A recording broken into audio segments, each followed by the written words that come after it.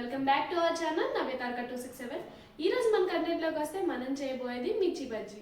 So ఎంతో మందికి ఇష్టమైన ఈ మిర్చి బజ్జీని లేట్ చేయకుండా చేసేద్దామా? Let's start. సో ఇప్పుడైతే నేను ఒక 7 మిర్చిని తీసుకుంటున్నాను. వీటిని నీట్గా వాష్ చేసుకుని తడి అన్నది లేకుండా నీట్గా క్లీన్ చేసుకుందాం. మిర్చికి కనుక తడుంటే పిండి అంతగా అంటుకోదు. సో తడి అన్నది లేకుండా నీట్గా తుడిసేసుకుని పక్కన పెట్టేసుకుందాం. ఇప్పుడు ఈ మిర్చిని ఇలాగా కట్ చేసుకుందాం.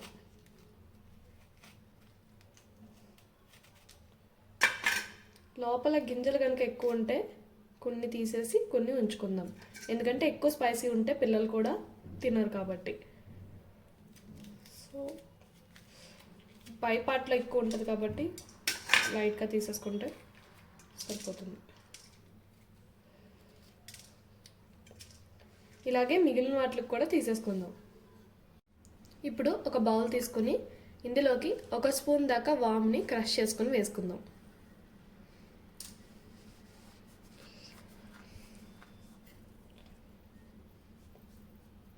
అలాగే 1/2 table spoon salt, 1/2 table spoon ధనియాల పౌడర్ కూడా వేసుకుని మంచిగా మిక్స్ చేసుకుందాం. ఇప్పుడు ఈ మిక్స్చర్ని ఘాట్లు పెట్టుకున్న ఈ మిర్చిలోకి పెట్టుకుందాం.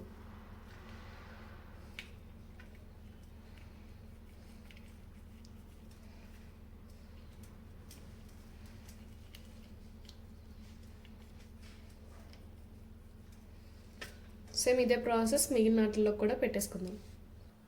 ఇప్పుడు ఒక మిక్సింగ్ బౌల్ తీసుకొని ఇందులోకి 1 కప్పు దాకా శనగపిండిని వేసుకుందాం.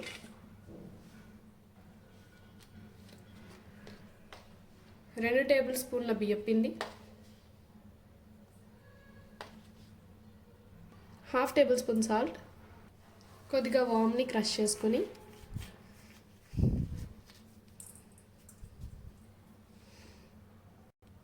హాఫ్ టేబుల్ స్పూన్ కారం, ఇంకా చిటికెడు వంట సోడా.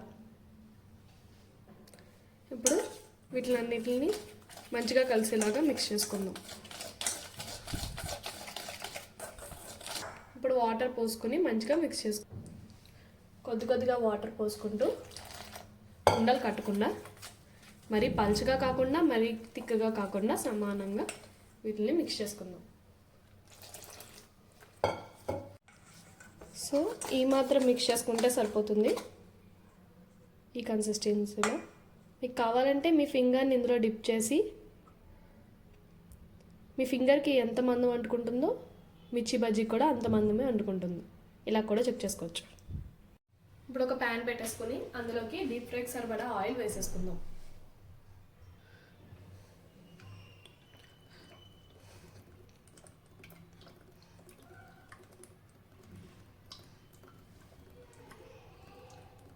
ఇప్పుడు ఒక గ్లాస్లోకి ఈ పిండిని తీసేసుకుందాం.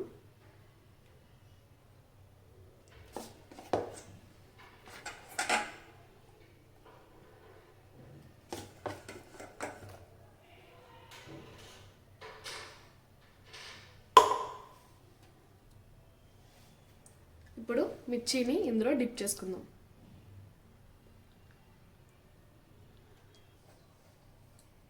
ఇప్పుడు ఒక్కొక్క మిర్చిని ఇందులోకి వేసేసుకోవడమే.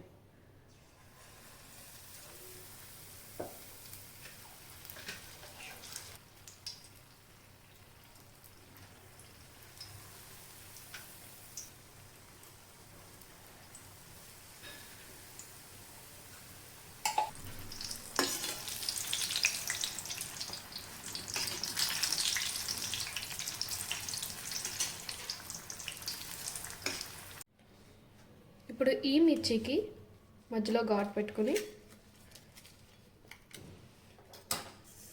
సన్నగా చాప్ చేసిన ఆనియన్స్కి సాల్ట్ కారం వేసి మధ్యలో స్టఫింగ్ పెట్టేసుకోవడమే.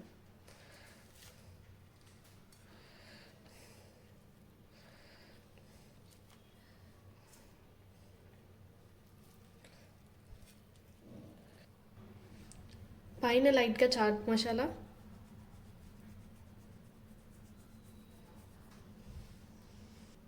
ఇంకా నిమ్మకాయ రసం కూడా వేసేసుకుంటే అంతే, మన వేడి వేడి మిర్చి బజ్జీ అయితే రెడీ అయిపోయింది.